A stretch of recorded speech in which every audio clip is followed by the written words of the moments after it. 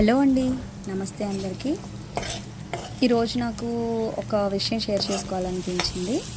ఒక నచ్చని కూర నుంచి, అంటే పడేసే కూర నుంచి ఒక యమ్మీ చికెన్ ఫ్రై చేశాను.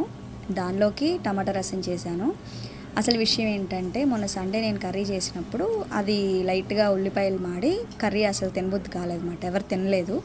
అయితే దాని నుంచి ఎందుకు వేస్ట్ చేయడం అని చెప్పి చికెన్ తీసుకొని మంచిగా మళ్ళీ ఆయిల్, ఉప్పు, కారము, చిన్న వెల్లుల్లి, కొంచెం అల్లం వెల్లుల్లి పేస్ట్, పచ్చిమిర్చి, కరివేపాకు వేసి జీరా పౌడర్ అది వేసి చేశాను.